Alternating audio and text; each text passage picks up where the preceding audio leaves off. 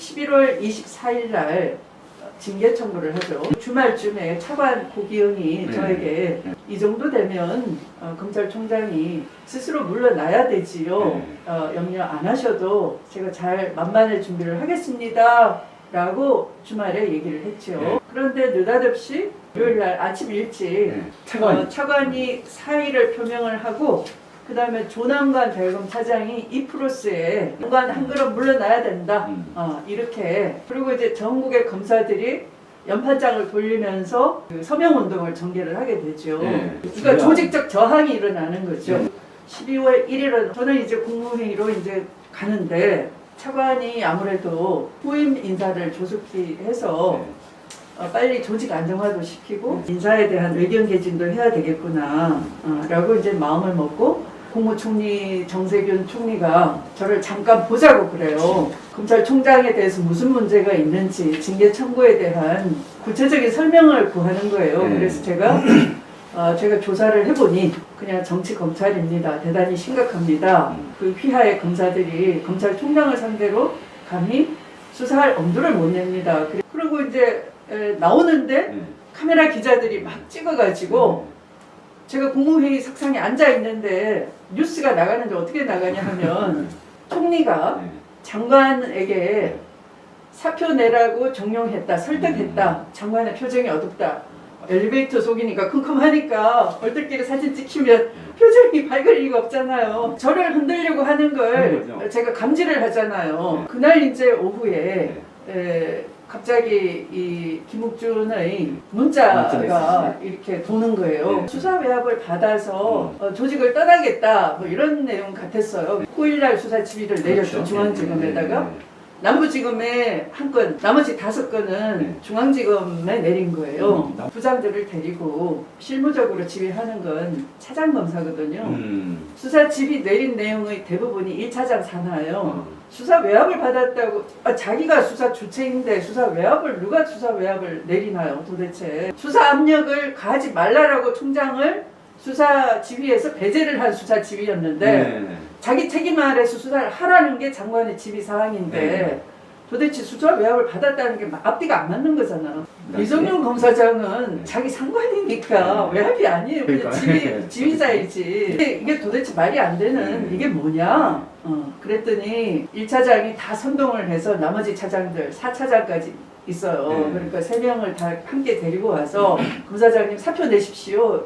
이렇게 압박을 했다는 거예요. 그러니까 단체 보이콧을 한 거죠. 너무 놀래가지고 돌아가라 화를 내시고 그랬다는 보고를 제가 받았죠. 그래서 전체적으로 항명하는데 들고 일어난 거구나.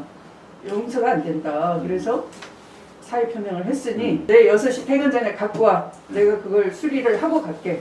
그 조직 저항을 하는 가운데 주동자가 김욱준이다. 그 얘기예요. 그러니까 거기에 대한 엄호를 민주당 의원이 하면 안 되는 거죠. 또 이제 다음날 이성윤 검사장은 너무 놀랐으니까 반차를 내고 이제 알려해달라라고 정갈이 오면서 김종민 의원이 뭐 직접 찾아보다 그게 아니고 저에게 한 4차례 정도 거의 밤 12시까지 전화를 여러 차례 했죠. 사실은 이성윤 검사장을 도와줄 사람입니다. 검찰 내부에서 이 검찰 개혁의 필요성을 이해하고 있는 검사가 몇 명이 안 됐어요. 4명, 5명밖에 안 됐어요.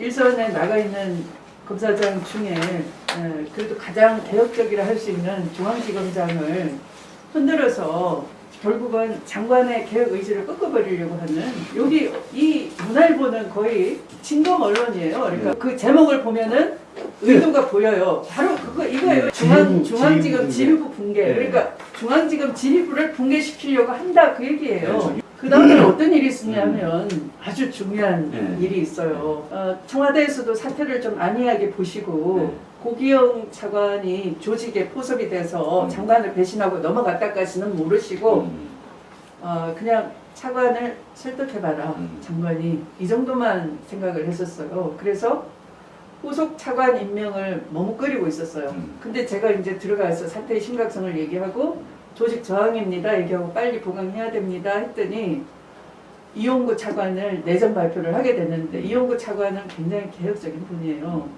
개혁적이니까 이용구 차관한테 택시 택시 혐의를 씌워가지고 기어코 낙마를 시키잖아요. 지금 이용구 차관을 내정을 하는 걸 보니까 대통령 의중이구나. 여태까지는 윤석열이 아마 조직에 이랬을 거예요. 장관이 독고다이로 혼자 밀어붙이는 거다. 차관은 장관 제청 대상이 아니에요. 대통령 의중이란 말이에요. 대통령 인사라고요.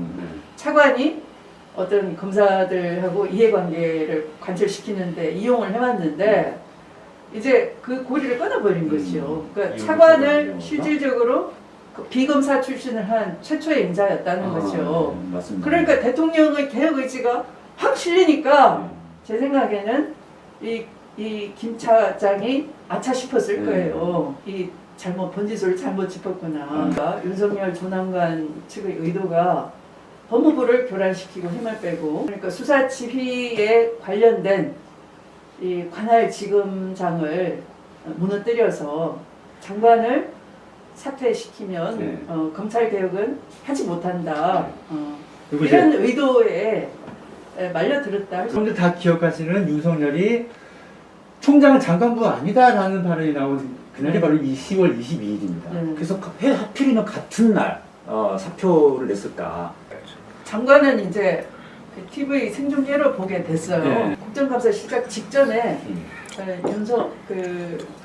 남부지검장 박순철 사의 표명 정보 보고가 올라와야 되는 건데 보고가 올라왔느냐 그러니까 아무도 모르는 거예요. 법무부 간부들이. 그러니까 그 순간에 윤석열 총장은 알고 있고 바로 뒤이어서 모두 발언을 하는데 그 박순철 남부지검장이 정치가 검찰을 뒤덮었다 하는 걸 인용해가지고 저를 규탄하는 그런 모두 발언을 하는 거죠. 제목이 아예 법무부 장관 물러날 상황 아닌가 이렇게 써 있어요. 의도가 들어가 있는 검찰의 의도가 들어가 있는. 그러니까 저보고 그러니까 언론을 통해서 자꾸 제가 물러나야 된다라고 검찰이 그 검찰 조직의 의도를 만들어서 흘리는 거죠.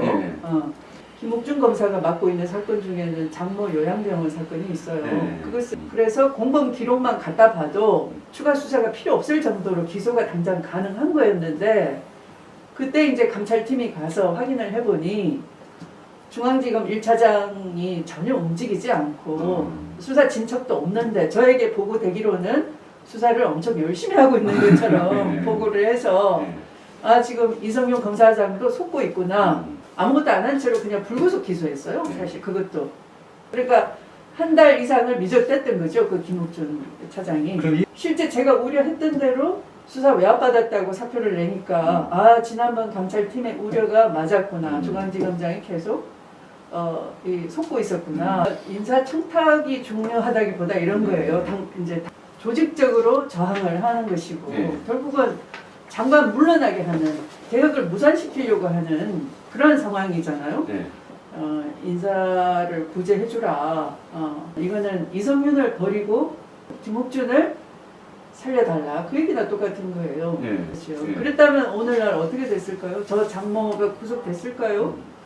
그냥 정치군인은 그 총칼을 들었다가 제압되면 끝나는 거예요. 그죠? 네. 그런데 이 정치검찰은 그러니까 머리 좋은 두뇌 집단이 나쁜 쪽으로 이 개혁에 저항하고 의기투합하니까 대단히 어려운 거 아니에요? 조국 장관이 한 달 만에 물러나시고 그럼 제가 다시 이 개혁 전사로 투입이 돼서 고비고비마다 이렇게 겪는 일들이 있으면은 당에서 그걸 뒷받침을 해주고 엄호를 해줘야 되는데 양비론으로 장관도 문제가 있다. 이런 분위기를 편성해 버리면 일선에 있는 검사들이 이 개혁 정권에 그 계획 취지에 동참하려고 할까요? 그 몇 안 남은 검사들도 배신감을 느낄 수밖에 없죠. 보호해주지 않는구나. 윤석열 검찰이 징계위 구성을 무산시키려고. 그런데 그 한 사람 한 사람을 겁을 주는 겁니다. 그러니까 언론을 통해서 그 사람의 성향을 파악하게 하고 어떤 징계위원은 연락을 끊어버리는 거예요. 그러니까 징계위 구성 자체가 안 되게끔 하는 방식을 쓴다든지. 그래서 한편 절차적 정당성을 갖추지 못하면 징계 무효인 것처럼 또 막 선제 공격을 해요. 그래, 네. 네, 세상에 어떤 징계비가 대상자가 혐의자가 연기해달라 그러면 연기를 다 해주는 황제 징계가 어디 있겠습니까? 그런데도 피해자 코스프레를 끝도 없이 이제 했던 거죠. 의원님들이 강하게 대처를 잘 못해주는 거죠. 그게 이제 답답했던 것이 양쪽 일이 있었는데 한쪽은 징계에 관한 절차가 진행 중이었고 또 한쪽은 공수처 구조적으로 선임될 수 없는 한계선이 있었잖아요. 공수처법을 개정해서 네, 선임할 네. 수밖에 없었던 것이죠. 그 개정을 빨리 했었어야 되는데 그걸 미뤘던 거죠. 그러니까 검찰이 이제 더 기가 살아서 더 기세 등등. 민주당에 대해서는 계속 압박을 하면 민주당이 다 와해될 수 있다. 이런 그 헛된 믿음을 개혁 저항 세력의 간을 키워줬다 할 수 있는 거죠. 그게 제일 그 당시 답답했어요.